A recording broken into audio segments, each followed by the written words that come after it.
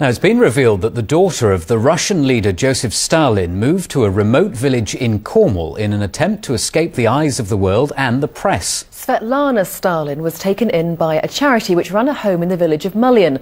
Only a handful of people in the village knew her true identity. Svetlana, who was known as Lana Peters during the latter part of her life, died last month. Eleanor Parkinson takes up the story.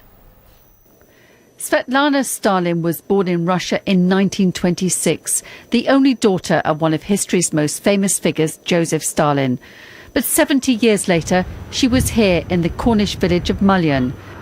This was her home for several months in 1997, a house run by a charity for older people. Svetlana Stalin defected from Russia in the 60s. This is her at a press conference. Well, I think that before the marriage, it should be love.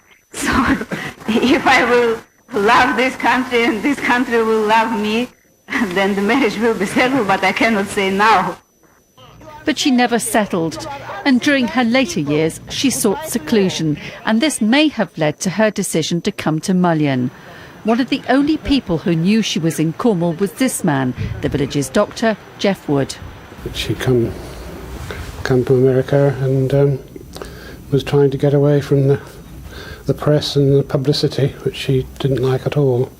And eventually she didn't get away, did she? Because somebody did find out she was here. That's right. It was her incognito was broken, was given away, and of course the press then started publishing pictures and hounding her, and she sadly left us and went off.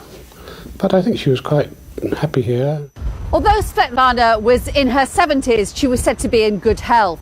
She could be often seen walking the Cornish cliffs around the village of Mullion, dressed in a duffel coat and a beret. Well, it makes history, doesn't it? It's very good. I didn't know Stalin had a daughter. Stalin's only unique at Stalin as for what he is or what he was.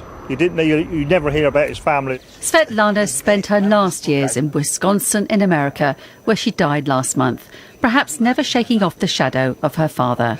Eleanor Parkinson, BBC Spotlight, Mullion. Amazing story. Devon athlete Jo Pavey is hoping the latest 3D technology will give her the edge in the run-up to the 2012